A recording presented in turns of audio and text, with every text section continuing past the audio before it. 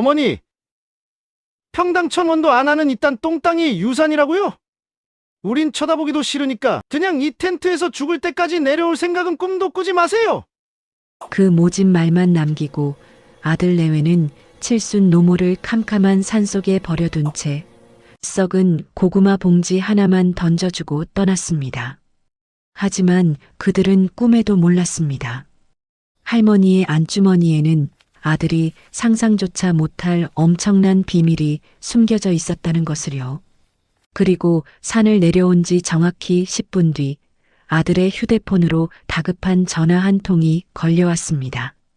그 순간 아들의 얼굴은 사색이 되어 굳어버렸고 그는 타이어가 타들어가도록 미친 듯이 핸들을 꺾어 다시 산으로 올라갔죠.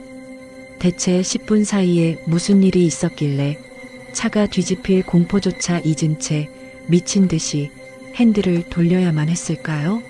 구독과 좋아요로 함께 해주세요. 오늘도 따뜻한 이야기 들려드릴게요. 오늘의 사연 시작합니다. 그런데 말이죠. 불과 30분 전만 해도 모든 게 달랐어요. 밤 8시 12분, 민철은 여유롭게 운전대를 잡고 있었죠. 끽, 덜컹, 낡은 차가 돌산을 천천히 올라가고 있었습니다. 뒷좌석에 앉은 칠순 노모 김말순, 그녀는 낡은 보따리를 꼭 안고 있었어요. 민철아, 여기가 어디냐? 집이 아닌 것 같은디. 말순의 목소리가 떨렸죠. 민철은 대답하지 않았습니다. 룸미러로 어머니를 힐끗 봤어요. 그리고 재빨리 시선을 돌렸죠. 미안해요, 엄마. 근데 나도 살아야 하잖아요. 요양원비 200만 원. 그거 낼 돈이 어딨어요. 조수석에 지은이 코를 막으며 투덜거렸습니다. 아, 냄새나. 빨리 끝내요. 나 여기 1분도 더 못 있어. 그녀의 목소리에는 혐오가 가득했어요.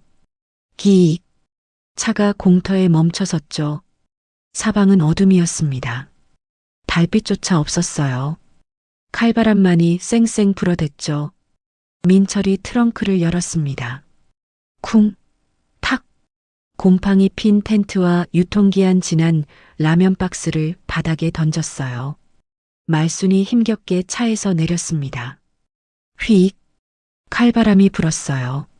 말순의 앙상한 몸이 휘청거렸죠. 춥구나. 민철아, 여기서 며칠이나 있어야 하냐? 곧 모시러 올게요, 어머니. 텐트 안에 들어가 계세요. 민철은 어머니의 눈을 보지 못했어요. 죄책감이 목을 조였지만 그는 고개를 돌렸죠. 민철아, 이 땅은 네 아버지가 소 팔아서 산 땅이다. 너 장가 보낸다고. 절대 팔면 안 된다. 말순의 목소리가 애절했죠. 하지만 민철의 반응은 냉담했습니다. 아이, 그만해요. 평당 1,000원짜리 돌산을 누가 사요. 듣기 싫으니까 그만해요. 하지만 민철에게는 그저 구질구질한 노인의 집착으로 보일 뿐이었죠. 여보, 뭐해요? 빨리 가요. 꼴도 보기 싫어. 지은이 민철의 팔을 잡아당겼습니다. 민철은 쫓기듯 운전석에 올랐어요. 부웅. 시동을 걸고 엑셀을 밟자 차는 흙먼지를 뒤집어 씌우며 맹렬하게 산을 내려갔죠. 룸미러 속 어둠 속에 덩그러니 남겨진 어머니의 모습이 점점 작아졌습니다. 점처럼 작아지다가 이내 사라졌어요. 그것이 마지막이었죠. 산을 내려와 국도에 진입하자마자 차 안의 공기가 순식간에 바뀌었습니다. 죄책감은 1분도 가지 않았어요. 지은이 등받이에 몸을 기대며 긴 한숨을 내쉬었죠. 그 숨결엔 지독한 해방감이 묻어 있었습니다. 하, 속이 다 시원하네. 여보, 잘했어요. 이번 달 요양원비 200만 원이면 당신 코인 빚 이자는 막을 수 있어요. 그러게. 이 땅 상속 포기각서라도 쓰게 해야 하는데. 노인네가 도장을 쥐고 안 놓으니 원. 민철이 라디오를 켰습니다. 경쾌한 발라드가 흘러나왔어요. 두 사람은 콧노래까지 흥얼거렸죠. 이제 끝났어. 드디어 자유다. 민철의 마음속에서 작은 죄책감이 스멀거렸지만 곧 합리화의 목소리가 그것을 덮어버렸어요. 어쩔 수 없었어. 빚쟁이들이 내일이면 집으로 온다고 했잖아. 요양원비까지 낼 여유는 없어. 엄마도 이해하실 거야. 그들은 몰랐습니다. 자신들이 버리고 온 것이 늙은 어머니가 아니라 자신들의 인생을 송두리째 바꿀 거대한 행운이었다는 것을요. 그때였어요. 띠리리리링. 휴대폰이 울렸습니다. 화면에 뜬 이름 기획부동산 김 소장이었어요. 아, 왜요? 그 똥땅 안 팔린다니까. 야, 박민철. 지금 똥값이 문제야? 뉴스 안 봤어? 대박 났어. 네가 인생 폈다고. 방금 국토부 속보 떴잖아. 어머니 명의로 된 그 야산. 거기가 신도시 환승센터 부지로 확정됐다고. 보상금만 500억이야. 500억? 뭐라고요? 500억? 그 돌산이요? 그래. 지금 태산건설 회장님이 헬기 타고 직접 그 산으로 가고 있어. 현장에서 땅 상태 보고 바로 계약하신대. 너 어디야? 집이야? 빨리 어머니 모시고 그 산으로 튀어와. 회장님 기다리게 하면 안 돼. 여보, 회장님이 그 산으로 간대. 우리 어머님 거기에 버리고 왔잖아. 아, 안 돼. 회장이 먼저 도착하면 끝장이야. 엄마가 우리 버리고 갔다고 말하면 500억 날아간다고. 빨리 차 돌려. 가서 캠핑 온 척해야 돼. 빨리. 전화가 끊어졌습니다. 차 안이 진공처럼 조용해졌어요. 민철과 지은이 서로를 봤습니다. 두 사람의 눈동자에 같은 감정이 타오르고 있었어요. 500억? 지은이 중얼거렸죠. 그녀의 손이 부들부들 떨리기 시작했습니다. 여보, 방금 엄마가 500억을 가지고 있다고. 민철의 뇌가 미친 듯이 돌아갔어요. 10분 전에 버렸다. 지금 돌아가면 20분? 아니, 빨리 달리면 15분이면 돼. 헬기보다 빨리만 가면. 그런데 문제가 있었죠. 엄마가 날 용서할까? 방금 산속에 버리고 왔는데 계약서에 도장 찍어줄까? 그 순간 차 안의 공기가 변했습니다. 지은이 민철의 멱살을 잡았어요. 차 돌려. 지금 당장. 하지만 엄마가 우릴. 닥쳐. 500억이라고.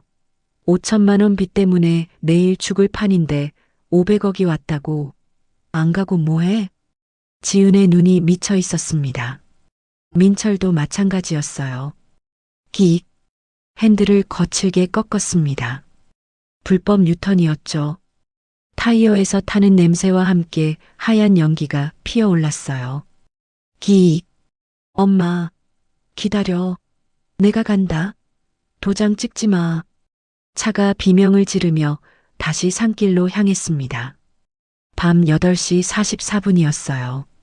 민철의 발이 엑셀을 지시겼죠. 속도계 바늘이 시속 130, 140, 150으로 치솟았습니다. 차체가 비명을 질렀어요. 더 빨리, 더. 지은이 소리쳤죠. 제발, 제발 늦지 마. 500억? 그 돈만 있으면 빚을 갚을 수 있어. 다시 떵떵거리며 살 수 있어. 제발. 민철의 머릿속은 온통 500억 뿐이었습니다. 밤 8시 47분.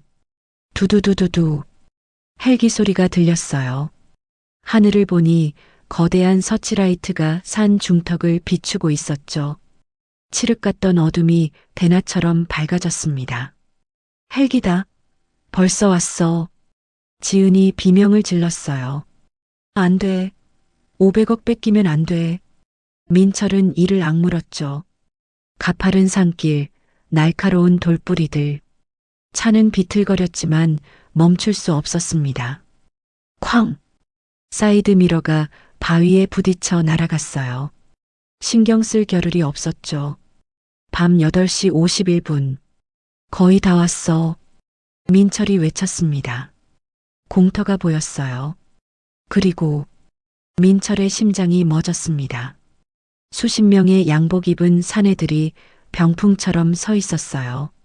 한복판에는 태산건설 로고가 박힌 점퍼를 입은 중년 남자가 무릎을 꿇고 있었죠. 말순의 흑투성이 손을 두 손으로 받들고 있었습니다. 어르신, 저희 연락을 계속 피하셔서 얼마나 애가 탔는지 모릅니다. 나라의 발전을 위한 큰 결심, 정말 감사합니다. 전무의 손에는 두툼한 계약서가 들려 있었어요. 그 위로 말순이 품에서 꺼낸 낡은 도장이 천천히 내려오고 있었죠. 도장 밑면에는 이미 새빨간 인주가 묻어 있었습니다. 종이에 닿기만 하면 모든 것이 끝나는 상황이었어요. 안 돼. 엄마. 민철이 차 문을 박차고 뛰쳐나왔습니다. 탁! 구두가 벗겨지는 줄도 모르고 흙바닥을 기어갔어요. 그 도장 찍지 마. 제발. 엄마, 아들이 왔어. 민철이 왔다고. 경호원들이 거대한 벽처럼 민철과 지은을 가로막았죠. 쿵! 바닥에 처박힌 민철은 흙먼지를 뒤집어 쓴 채 고개를 쳐들었습니다. 그 순간 말순이 천천히 고개를 돌렸어요. 눈이 부신 서치라이트 조명을 등진 그녀의 얼굴이 드러났죠. 방금 전 아들에게 버림받고 울먹이던 힘없는 노인의 얼굴은 온데간데 없었습니다. 그녀의 눈빛은 차갑게 가라앉아 있었어요. 입가에는 알 수 없는 묘한 미소가 서려 있었죠. 민철의 등골이 오싹해졌습니다. 저 표정은 뭐지? 엄마가 저렇게 웃을 수 있는 사람이었나? 말수는 헐떡거리는 아들과 며느리를 내려다보더니 들고 있던 도장을 계약서 쪽이 아니라 옆에 피워둔 모닥불 위로 가져갔어요. 엄마, 지금 뭐 하려는 거예요? 민철의 눈이 공포로 확장되었죠. 말순이 나직하지만 산 전체를 울릴 만큼 또렷한 목소리로 입을 열었습니다. 내 땅은 더러운 돈놀이 하라고 남긴 게 아니야. 말순의 손이 펴졌습니다. 안 돼. 민철의 절규와 함께 500억짜리 도장이 붉은 불길 속으로 떨어졌어요. 화르륵. 불꽃이 도장을 집어삼키며 맹렬하게 타올랐습니다. 히. 네. 내 500억이. 민철이 불타오르는 모닥불을 향해 나방처럼 뛰어들려고 했어요. 시뻘건 불길이 500억짜리 도장을 집어삼키고 있었지만 민철의 눈에는 뜨거움 따위는 느껴지지 않았죠. 오직 돈이 타버린다는 공포만이 그의 이성을 마비시켰습니다. 그가 불 속으로 손을 뻗으려는 찰나 태산건설 경호원들이 거대한 벽처럼 다가와 그의 뒷덜미를 낚아챘어요. 이거 나요. 내 돈이에요. 저거 꺼내야 한다고. 민철이 허공에 대고 발버둥 쳤지만 건장한 사내들의 힘을 당해낼 수는 없었죠. 쿵! 그는 짐짝처럼 차가운 흙바닥에 내동댕이 쳐졌습니다. 옆에 있던 며느리 지은 역시 비명을 지르며 주저앉았어요. 어머님, 도장이 없으면 계약을 못 하잖아요. 500억을 그냥 날리시는 거예요? 제발 정신 좀 차리세요. 지은의 악에 바친 절규가 산속의 정적을 깼습니다. 하지만 모닥불 앞에 선 노모 말수는 미동조차 하지 않았어요. 타닥타닥. 마른 장작이 타들어가는 소리와 함께 도장은 이미 형체를 알아볼 수 없는 숫덩이로 변해버렸죠. 불길을 물끄러미 바라보던 말순이 천천히 고개를 돌려 바닥에 처박힌 아들 내외를 내려다보았습니다. 서치라이트 역광을 받은 그녀의 얼굴은 어둠에 가려져 표정이 보이지 않았지만 그 목소리만큼은 한겨울 얼음장보다 차가웠어요. 나무 토막 하나 탔다고 땅 주인이 바뀌나요? 도장은 다시 파면 그만이에요. 그 한마디에 민철의 고개가 번쩍 들렸습니다. 멍해 있던 지은의 눈동자에도 다시 탐욕스러운 생기가 돌기 시작했어요. 맞습니다. 인감도장은 동사무소에 가서 다시 등록하면 그만이었죠. 땅 주인은 여전히 김말순이었고 그녀는 아직 살아 있었습니다. 절망이 순식간에 희망으로 바뀌는 찰나 말순이 옆에 서 있던 태산건설 전무에게 고개를 끄덕였어요. 전무님, 전 오늘은 피곤하니 그만 내려가겠어요. 이 땅 계약은 내일 변호사 입회하에 다시 진행하죠. 네, 알겠습니다, 어르신. 불편하지 않으시도록 최고급 호텔 스위트룸을 잡아두었습니다. 모시겠습니다. 전무가 허리를 90도로 숙이며 말순을 에스코트했습니다. 말순이 검은 리무진에 오르려 하자 민철이 흙투성이가 된 몸을 일으켜 기어갔어요. 엄마, 저 민철이에요. 도장 다시 팔어 가요. 제가 모실게요. 엄마 차에 좀 태워줘요. 민철의 목소리가 애절했죠. 하지만 말순은 차 문을 잡은 채 뒤도 돌아보지 않고 싸늘하게 명령했습니다. 이 짐승들이 내 근처에는 얼씬도 못하게 하세요. 썩은 내가 나서 숨을 못 쉬겠으니까 명심하겠습니다. 얘들아, 어르신 출발하신다. 저 잡상인들 접근 못하게 막아. 전무의 지시에 경호원들이 민철과 지은을 거칠게 밀쳐냈어요. 쾅! 육중한 리무진 문이 닫혔습니다. 검은 세단 행렬은 흙탕물을 튀기며 유유히 산을 내려갔죠. 말순이 창밖을 내다보고 있었어요. 비서실장이 조심스럽게 물었습니다. 여사님, 정말 괜찮으신 겁니까? 이렇게까지 하실 필요가... 말순이 작게 웃으며 말했어요. 필요하죠. 이 정도는 시작도 아니에요. 그녀는 핸드백에서 낡은 서류 조각을 꺼냈습니다. 구겨진 종이를 펴자 희미하게 글자가 보였어요. 태산건설 토지보상 사전협의. 3일 전부터, 아니, 한 달 전부터 준비했어요. 비서실장이 놀라며 물었죠. 그럼 산에 버려지실 때도.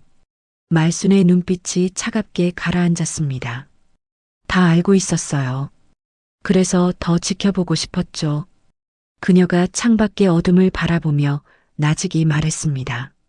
저 아이가 정말 날 버릴 수 있는지.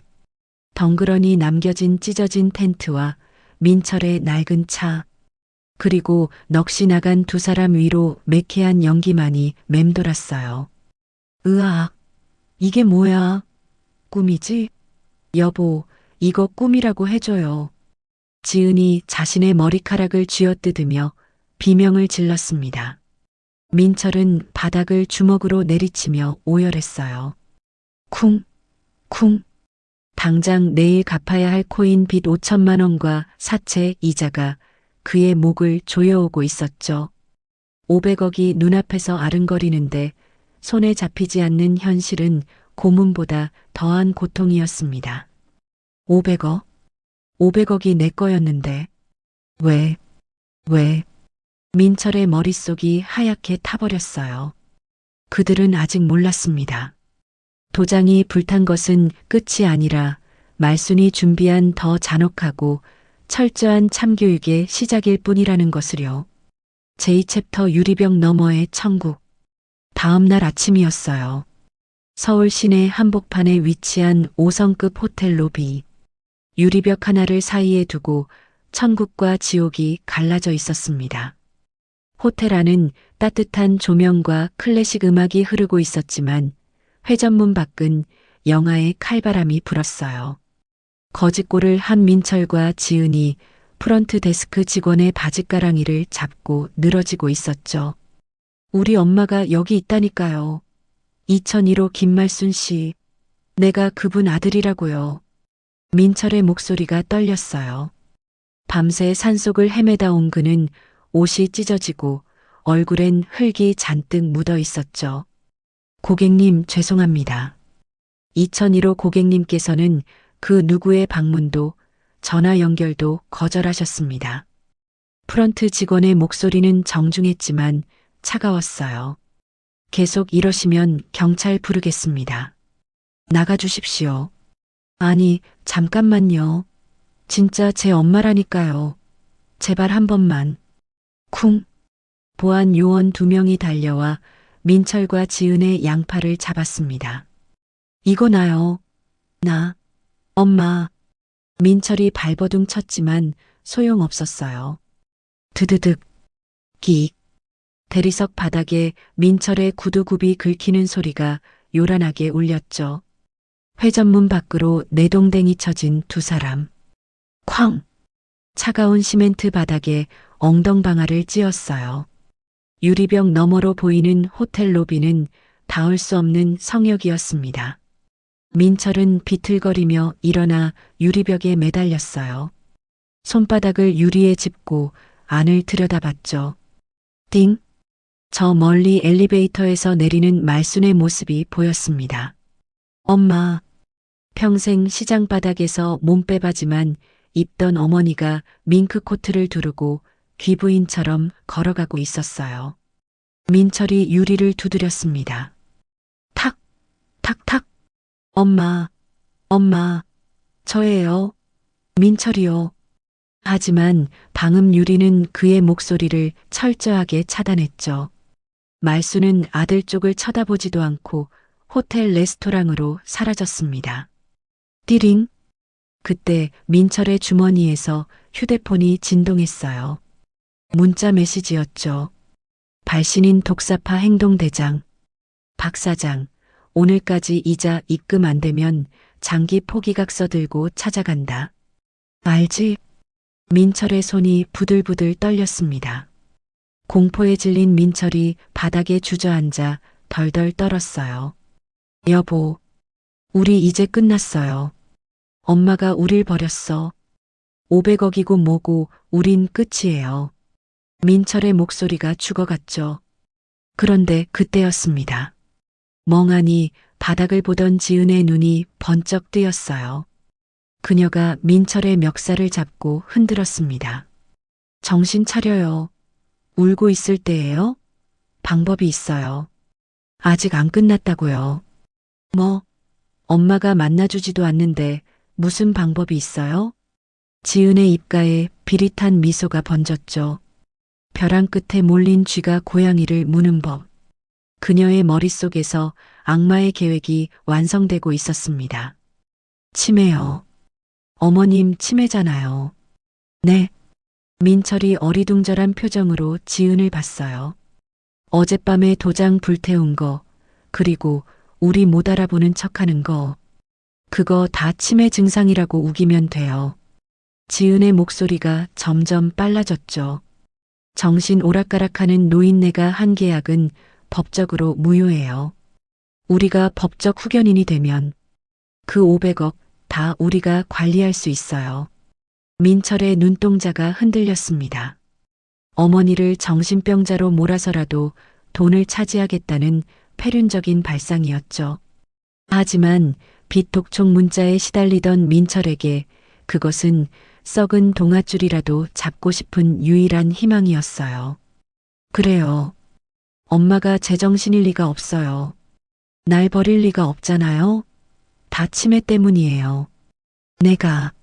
내가 엄마를 보호해야 해요. 민철은 스스로를 세뇌하며 고개를 끄덕였습니다. 탐욕이 다시 한번 그들의 눈을 멀게 하고 있었죠. 하지만 민철과 지은이 향할 수 있는 곳은 집이 아니었어요.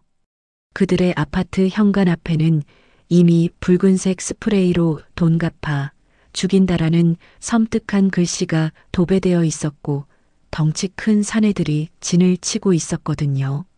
한겨울에 칼바람이 몰아치는 새벽 2사람이 숨어든 곳은 한강 다리 밑에 버려진 공중화 장실이었습니다. 휙! 깨진 창문 틈으로 살을 애는 강풍이 들어왔어요. 바닥에는 오물이 뒹굴고 있었죠. 명품 정장을 입고 떵떵거리던 박민철 사장과 사모님은 이제 쥐새끼보다 못한 몰골로 변기 옆에 웅크리고 있었습니다. 여보, 나 배고파요. 너무 추워요. 지은이 입술이 파랗게 질린 채 덜덜 떨며 말했어요. 우리 그냥 경찰서 갈까요? 감옥이 여기보단 나을 것 같아요. 민철은 아내의 입을 틀어막았습니다. 미쳤어요? 경찰서 가면 사체 쓴 거 다 들통나요. 그럼 우린 끝이에요. 내일 아침까지만 버티면 돼요. 민철은 스스로도 믿지 않는 희망을 중얼거렸죠. 엄마가 마음을 돌리실 거야. 그럼 다시 그때였습니다. 쿵, 쿵, 쿵. 누군가 화장실 철문을 둔탁한 흉기로 내려치는 소리가 났어요. 두 사람의 심장이 멎는 듯 했죠. 박민철 씨, 거기 있는 거 다 아는데요. 문 열지? 셋셀 때까지 안 나오면 용접기로 문 찢어버린다. 낮고 굵은 목소리였어요. 악명 높은 사채업자 독사파의 행동대장이었죠. 민철과 지은이 서로를 끌어안고 비명을 삼키는 사이 쾅! 굉음과 함께 낡은 문짝이 뜯겨나갔습니다. 어둠 속에서 문신을 한 거구의 산에 셋이 들이닥쳤어요. 화장실 안은 순식간에 공포의 도가니로 변했죠. 쿵! 행동대장이 민철의 머리채를 잡아 그대로 세면대에 처박았습니다. 숨바꼭질 재밌었어요? 우리가 못 찾을 줄 알았지? 내놈 휴대폰 위치 추적하는 건 일도 아니야. 대장은 민철의 뺨을 가볍게 톡톡 치다가 갑자기 무시무시한 힘으로 복부를 걷어찼어요. 쿵! 민철이 바닥에 나뒹굴었죠. 옆에 있던 지은이 비명을 지르려 하자 부하 하나가 그녀의 입에 걸레를 물렸습니다. 박 사장, 오늘이 만기일인 거 알지? 원금 5억에 연체 이자까지. 당장 내놓으시죠. 돈이 지금은 없어요. 하지만 내일이면 생겨요. 민철이 바닥을 기며 애원했습니다. 우리 엄마가 500억 부자예요. 뉴스 보셨잖아요. 대장은 코웃음을 쳤어요. 지랄하고 자빠졌네. 뉴스 보니까 니네 엄마가 너 같은 놈 자식 취급도 안 하던데? 500억? 대장이 민철의 턱을 칼끝으로 들어 올렸죠. 꿈 깨고요. 오늘 밤 안으로 5억 안 가져오면 작업 들어갑니다. 대장이 지은의 얼굴을 칼끝으로 가리켰어요. 마누라는 섬에 팔면 1억은 나올 거고요. 너는 신장 하나에 눈알 하나 빼면 얼추 이자는 까이겠네요. 민철의 얼굴이 새하얗게 질렸습니다. 새우잡이 배 타러 가자고요. 각서 썼잖아요. 사내들이 민철과 지은의 팔을 잡아 끌었어요. 죽음의 공포가 엄습했죠. 장기가 적출되고 섬으로 팔려가는 미래가 눈앞에 그려졌습니다. 안 돼. 으악.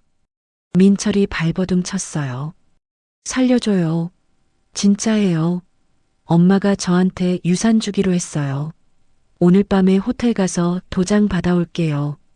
민철은 대장의 바짓가랑이를 잡고 구두를 핥다시피 빌었습니다. 제발 딱 하루만 시간을 주세요. 대장은 민철의 머리를 발로 지니키며 침을 뱉었어요. 툭. 좋아요. 내일 아침 9시까지다. 9시까지 5억 안 가져오면 내놈 배 가르고 마누라는 뱃놈들한테 넘긴다. 알았어요? 사채업자들이 사라지자마자 민철과 지은은 뒤도 돌아보지 않고 달렸습니다. 추위도 배고픔도 느껴지지 않았어요. 오직 살아야 한다는 본능만이 그들을 움직였죠. 두 사람이 도착한 곳은 다시 그 호텔이었습니다.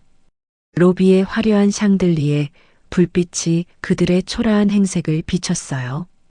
찢어진 옷, 터진 입술, 오물이 묻은 신발. 그들은 좀비처럼 호텔 회전문을 밀고 들어갔죠. 나가세요. 또 오셨습니까? 보안 요원들이 달려와 그들을 막아섰습니다. 하지만 이번엔 물러설 곳이 없었어요. 뒤에는 칼을 든 사채업자가, 앞에는 500억을 쥔 어머니가 있었죠.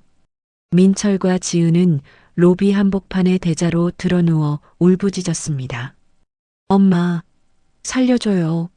나 죽어요. 제발 한 번만 만나줘요. 어머님, 지은이 죽어요.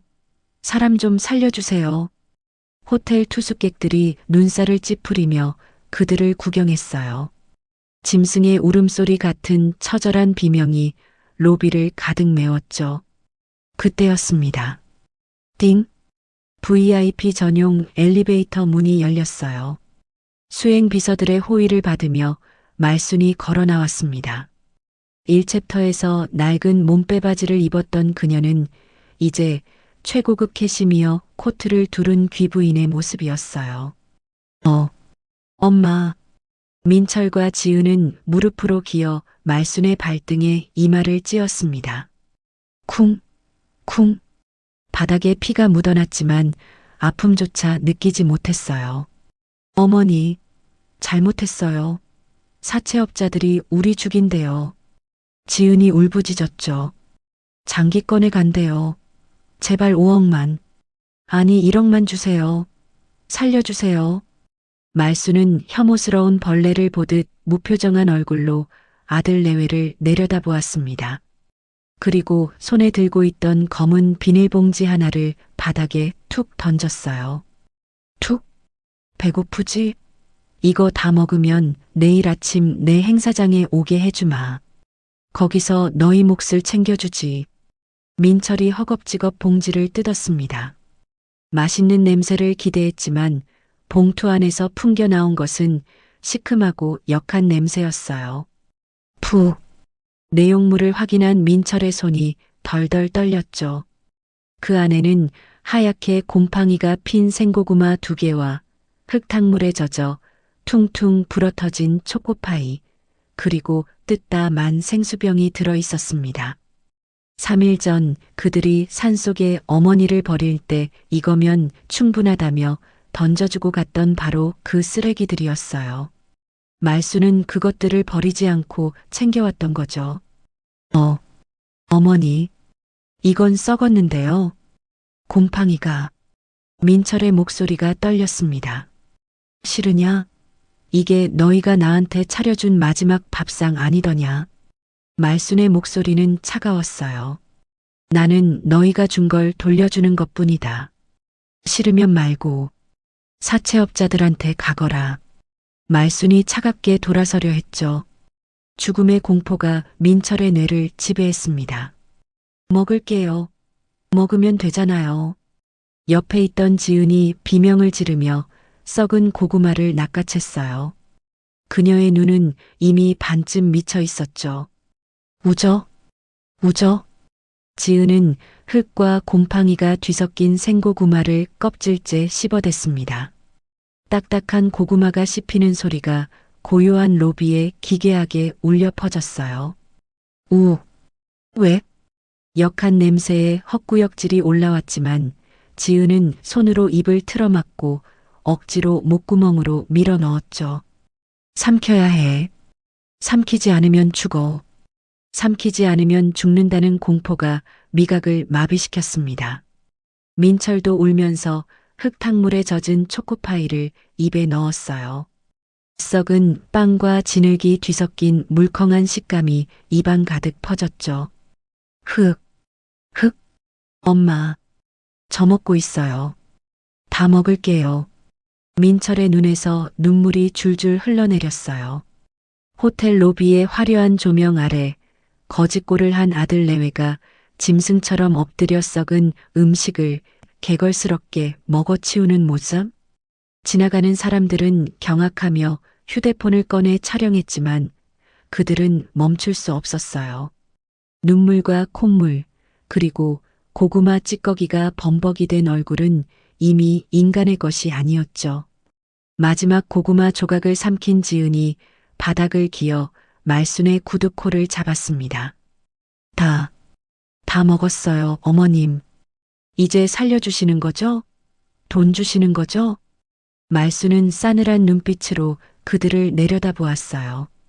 그녀의 눈에 맺힌 것은 동정이 아니라 뼛속 깊은 실망과 경멸이었죠. 그녀는 비서에게서 금박이 박힌 초대장 한 장을 건네받아 지은의 얼굴 위로 툭 던졌습니다. 팍! 그래, 배는 채웠으니 이제 계산을 해야지. 내일 아침 9시 태산건설 강당으로 와라. 거기서 너희 인생 정산해주마. 말수는 뒤도 돌아보지 않고 리무진에 올랐어요. 남겨진 민철과 지은은 초대장을 보물처럼 끌어안고 오열했습니다. 고마워요. 엄마. 역시 엄마는. 민철이 흐느꼈죠. 입안 가득한 썩은 맛이 내일 닥쳐올 파멸의 전조라는 것을 그들은 꿈에도 알지 못했습니다. 3챕터 500억을 벌인 10분 마이너스 제3챕터. 다음 날 아침 9시였어요. 서울 중심 태산건설 본사 대강당. 제3기 신도시 비전 선포식 및 토지 보상금 수여식. 거대한 현수막이 펄럭이고 있었죠. 행사장은 정재계 인사들과 취재진으로 발 디딜 틈이 없었어요. 국토부 장관, 국회의원, 그리고 500억 소식을 듣고 몰려온 유튜버들까지. 찰칵, 찰칵. 카메라 플래시가 쉴 새 없이 터졌습니다. 그 화려한 인파를 뚫고 두 남녀가 들어섰어요. 민철과 지은이었죠. 어젯밤 썩은 고구마 때문에 밤새 설사에 시달린 두 사람. 얼굴은 퉁퉁 부었고 눈밑은 퀭하게 꺼져 있었어요. 급하게 빌린 양복은 몸에 맞지 않았지만 그들의 눈빛만큼은 탐욕으로 번들거렸죠. 여보, 저기요. 맨 앞줄. 지은이 떨리는 손으로 가리켰어요. VIP석에 금방 명패가 놓여 있었습니다. 아들 박민철, 며느리 최지은. 꺼봐요. 엄마가 제일 좋은 자리 주셨잖아요. 오늘 50억은 챙겨주시겠어요. 민철은 의기양양하게 웃었죠. 주변 사람들이 그들의 냄새에 코를 막았지만 두 사람 귀에는 오직 500억이라는 환청만 들렸습니다. 잠시 후 웅장한 음악과 함께 말순이 무대에 등장했어요. 화려한 한복을 입은 그녀가 꼿꼿하게 걸어 나오자 울에 같은 박수가 쏟아졌죠. 존경하는 내외 귀빈 여러분, 이 늙은이의 땅이 나라의 미래를 위해 쓰이게 되어 영광입니다. 말순의 연설이 이어지는 동안 민철과 지은은 초조하게 기다렸어요. 언제 우릴 부르지? 언제 돈을? 마침내 말순이 원고를 덮고 무대 아래를 내려다봤습니다. 그녀의 시선이 정확히 민철과 지은에게 머물렀어요. 그리고 오늘 이 영광스러운 자리에 제 아들과 며느리도 와 있습니다. 제 핏줄들입니다. 스포트라이트가 두 사람을 비췄죠. 수백 대의 카메라가 일제히 돌아왔습니다. 민철아, 지은아, 앞으로 나오렴. 너희가 받아야 할 게 있지 않니? 네, 어머니. 두 사람은 단상 위로 뛰어 올라갔어요. 심장이 터질 것 같았죠. 말수는 품에서 두툼한 흰색 봉투를 꺼냈습니다. 저 안에 수표가. 자, 바꿔라. 어제 약속한 너희 몫이다. 민철이 떨리는 손으로 봉투를 받았어요. 묵직했습니다. 열어보거라. 모두가 보는 앞에서 확인해야 뒤탈이 없지 않겠니? 민철은 설레는 마음으로 봉투를 뜯었죠. 카메라 플래시가 미친 듯이 터졌어요. 하지만 나온 건 수표가 아니었습니다. 손바닥만한 검은 USB 하나. 어머니, 이게 뭐예요? 돈은요? 그 안에 들어있다. 너희가 받을 진짜 유산이. 진행요원이 USB를 낚아채 컴퓨터에 연결했어요. 초대형 LED 스크린이 번쩍였습니다. 칠흑 속에 찍힌 블랙박스 영상. 민철의 목소리가 울려 퍼졌죠. 어머니, 차가 고장 난 것 같아요. 꼼짝 말고 계세요. 차 문 닫는 소리. 쿵. 그리고 엔진이 멀어지자 차 안 대화가 이어졌습니다. 여보, 잘했어. 드디어 혹 떼어냈네. 낄낄낄. 며칠 뒤에 발견되겠지? 우린 몰랐다고 하면 돼. 아, 속 시원하다. 이제 그 노인네 안 봐도 되네. 지은의 소름 끼치는 웃음소리가 스피커를 찢었어요. 순간 행사장이 얼어붙었습니다. 장관의 손이 멈췄고 회장의 얼굴이 흑빛으로 변했죠. 뭐야? 버렸다고? 저게 사람이야? 관객들이 입을 틀어막았어요. 경악과 분노가 장내를 뒤덮었습니다. 아, 아닙니다. 조작이에요. 민철이 손을 내저었지만 이미 그들의 일그러진 얼굴이 전국에 생중계되고 있었죠. 말순이 마이크를 잡았습니다. 목소리는 서늘했어요. 보셨습니까? 이것이 제 아들이 준 효도입니다. 장내가 숨을 죽였죠. 저는 오늘부로 이 토지 보상금 500억 전액을 국가에 기부합니다. 단 조건이 있습니다. 저 페륜아들이 내 돈에 단 1원도 손대지 못하게 법으로 막아주십시오. 그리고 말순이 천둥 같은 목소리로 외쳤어요.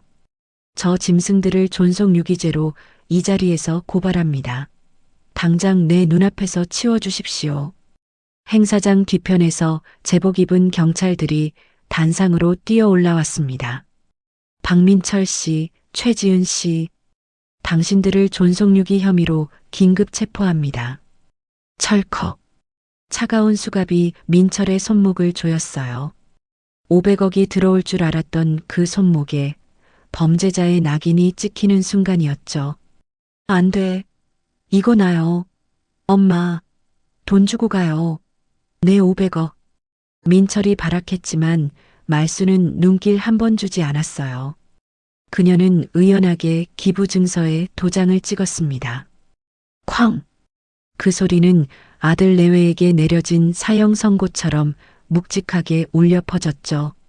관중들이 물병과 슬리퍼를 던졌습니다. 퍽! 퍽! 저런 호로 자식들. 빨리 끌고 가.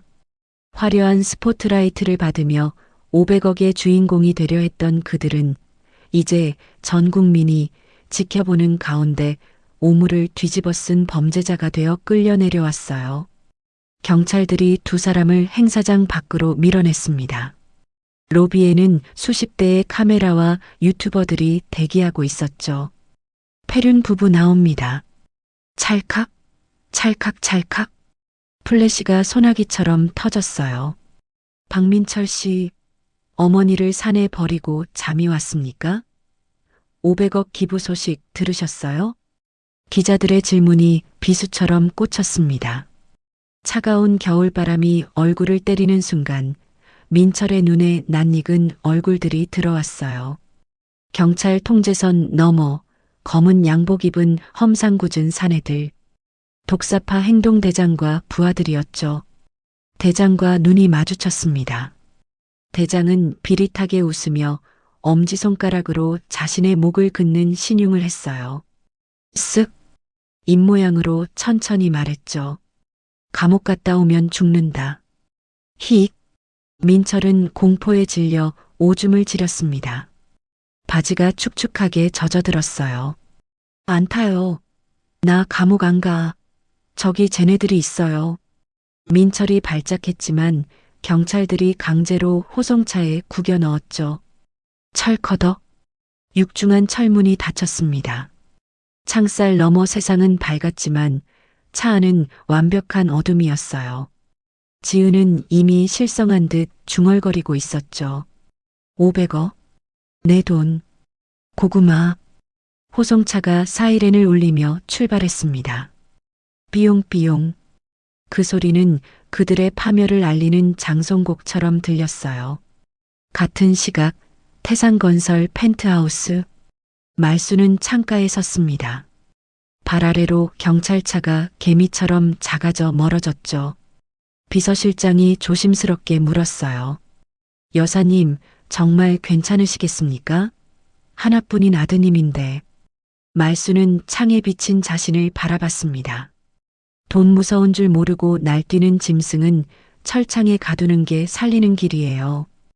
그녀는 품에서 민철의 어린 시절 사진을 꺼냈어요. 라이터를 켰습니다.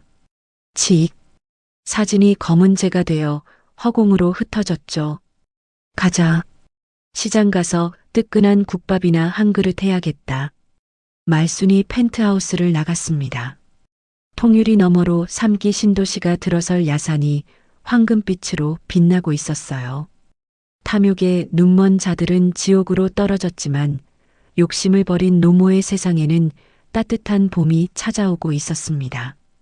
제4챕터 철창 안과 밖. 1년 뒤였어요. 차가운 겨울바람이 쇠창살 틈으로 들어오는 남부구치소 7번 방. 짧게 깎은 머리에 수임번호 3840번을 단 남자가 쭈그리고 앉아 변기를 닦고 있었습니다. 민철이었어요. 야, 3840? 변기에서 냄새나잖아. 혀로 하자서라도 닦으라고 했지? 방장이라 불리는 험상궂은 수감자가 먹다 남은 깍두기를 민철의 머리통에 던졌죠. 퍽! 죄송합니다, 형님. 깨끗이 닦겠습니다. 민철의 목소리는 이미 기력이 없었어요. 야, 니네 엄마는 500억 기부해서 뉴스 나오고 난리인데 아들놈은 여기서 똥통이나 닦고 있냐? 와하하. 방 안의 수감자들이 조롱하며 웃음을 터뜨렸습니다. 이곳에서 민철은 페류나로 낙인 찍혀 인간 이하의 취급을 받고 있었죠. 살인범들조차 민철의 밥그릇에 가래침을 뱉곤 했어요. 민철은 칫솔로 변기 타일을 벅벅 문질렀습니다. 벅벅, 벅벅. 손등이 터져 피가 났지만 아픔을 느낄 새도 없었어요. 500억? 내 손에 잡힐 뻔했는데. 왜? 민철의 머릿속은 후회와 원망으로 가득했죠. 그때 교도관이 철창을 두드렸습니다. 탕탕. 3840. 접견 서신 왔다. 민철의 눈이 번쩍 뜨였어요. 엄마인가? 혹시 엄마가 용서하고 사식이라도? 그는 떨리는 손으로 편지 봉투를 뜯었습니다. 하지만 봉투 안에 든 것은 따뜻한 편지가 아니었어요. 발신인은 최지은. 옆 건물 여자 사동에 수감된 아내였죠. 야, 박민철. 나 나가면 사채업자들한테 맞아 죽기 싫어. 너랑 엮인 거 내 인생 최대의 실수야. 빚은 네가 다 떠안아. 난 이혼하고 새 출발할 거야. 도장 찍어보내. 허. 민철의 입에서 헛웃음이 터져 나왔어요. 500억을 꿈꾸며 함께 어머니를 버렸던 공범, 사랑하는 아내마저 자신을 버린 거였죠. 편지 뒷장에는 또 다른 종이가 붙어 있었습니다. 면회 예약 독사파 행동대장. 출소하는 날만 기다리겠다는 사채업자의 섬뜩한 경고였어요. 민철은 변기 옆에 주저앉아 오열했습니다. 흑. 500억은 고사하고 당장 내일의 목숨조차 걱정해야 하는 처지. 내가 뭘 잘못한 거지? 난 그냥 살고 싶었을 뿐인데. 그가 버린 것은 어머니가 아니라 자신의 모든 미래였어요. 차가운 감옥 바닥보다 더 차가운 공포가 그의 뼈에 사무쳤죠. 같은 시각 경기도 외곽의 널찍한 대지였어요. 1년 전 쓰레기 더미가 굴러다니던 그 황무지 야산은 이제 아름다운 공원으로 변해 있었죠. 김말순 노인 전문 요양병원. 간판이 햇살을 받아 반짝였습니다. 말순은 병원 앞 벤치에 앉아 따뜻한 봄볕을 쬐고 있었어요. 그녀의 곁에는 피를 나눈 자식 대신 그녀가 기부한 돈으로 건강을 되찾은 노인들과 아이들이 함께하고 있었죠. 이사장님, 여기 개나리가 참 예쁘게 폈어요. 아이 하나가 꽃을 꺾어와 말순의 손에 쥐어줬습니다. 할머니, 오래오래 사세요. 말순의 얼굴에 주름진 미소가 번졌어요. 500억이라는 숫자는 통장에서 사라졌지만 그 돈은 수백 명의 웃음과 생명이 되어 그녀 곁에 머물고 있었습니다. 이사장님, 비서가 조심스럽게 다가왔어요. 구치소에서 연락이 왔습니다. 박민철 씨가 어머님 한 번만 뵙게 해달라고 죽기 전에 얼굴 한 번만 보는 게 소원이라고 편지를 보냈습니다. 비서의 목소리가 떨렸죠. 어떻게 할까요? 말수는 벤치 아래 기어가는 개미 한 마리를 물끄러미 바라보았습니다. 그리고 천천히 고개를 저었어요. 죽은 사람은 가슴에 묻는 거예요. 네. 비서가 어리둥절한 표정을 지었죠. 내 아들은 1년 전 그 산속에서 죽었어요. 말순의 목소리는 담담했습니다. 지금 감옥에 있는 건 내 아들의 탈을 쓴 욕심 덩어리일 뿐이에요. 다시는 그런 연락하지 말라고 전하세요. 비서가 고개를 숙였어요. 말수는 자리에서 일어나 지팡이를 짚고 꼿꼿하게 걸어갔습니다. 점심 메뉴는 구내식당에서 나오는 뜨끈한 시래기 된장국이었죠. 500억짜리 사내 진미보다 떳떳하게 먹는 된장국 한 그릇이 얼마나 달고 맛있는지 그녀는 알고 있었어요. 화면이 반으로 나뉩니다. 왼쪽 화면엔 어두운 독방에서 이혼 서류를 끌어안고 공포에 떨며 우는 아들 민철.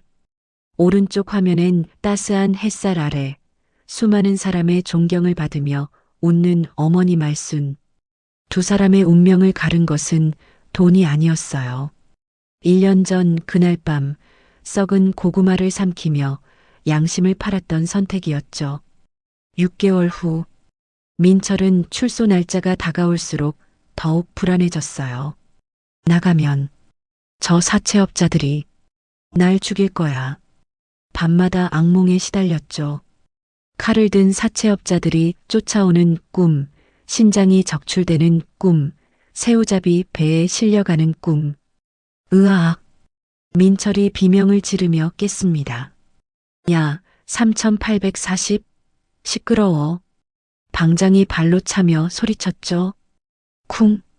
출소일 일주일 전 민철은 교도관에게 애원했어요. 제발 형기를 더 늘려주세요. 나가면 죽어요. 여기가 더 안전해요.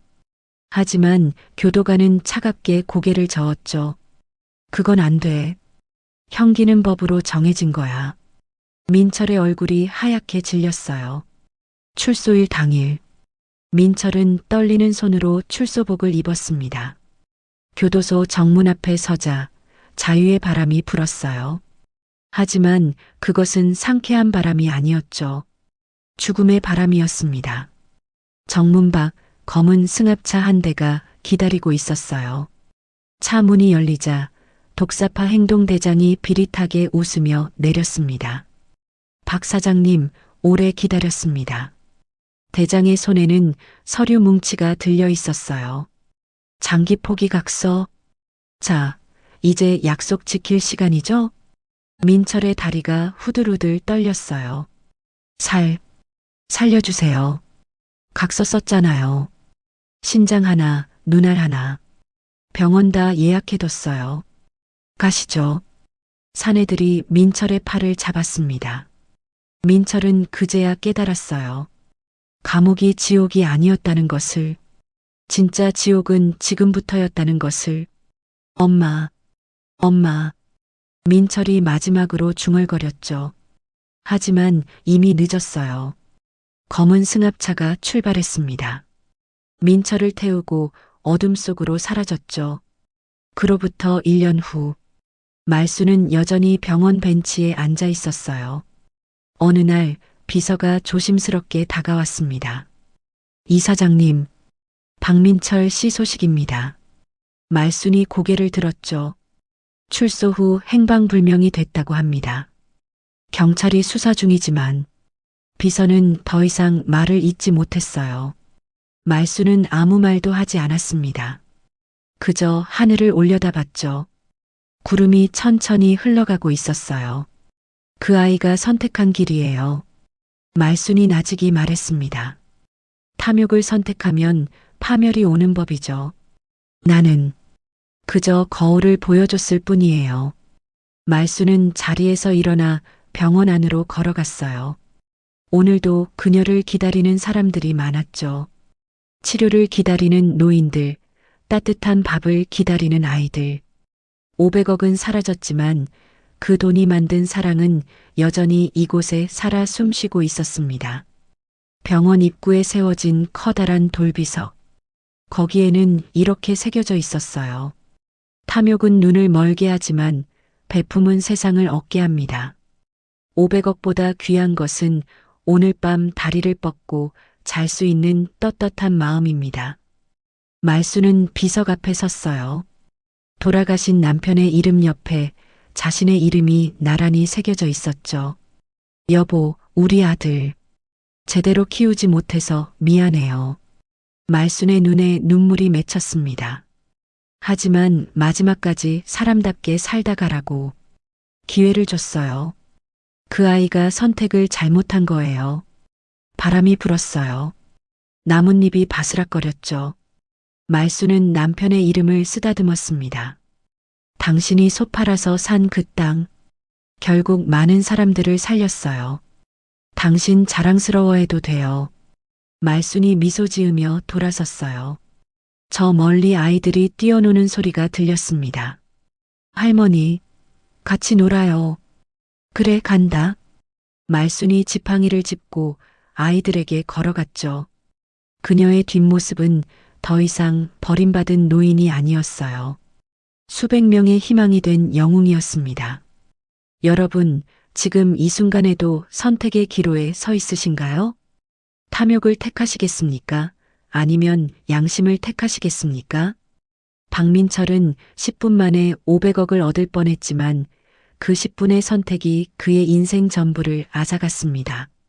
반면 김말수는 500억을 버렸지만 그 선택으로 진짜 부자가 되었죠. 돈으로 살 수 없는 것이 있습니다. 떳떳한 양심, 존경받는 삶, 그리고 편안한 잠. 오늘 밤 여러분은 어떤 베개를 베고 주무시겠습니까? 500억이 든 베개? 아니면 떳떳한 마음이 든 베개? 선택은 여러분의 몫입니다. 이야기를 끝까지 들어주신 분이 계시다면 잘 들었다고 댓글 하나만 남겨주세요. 감사합니다.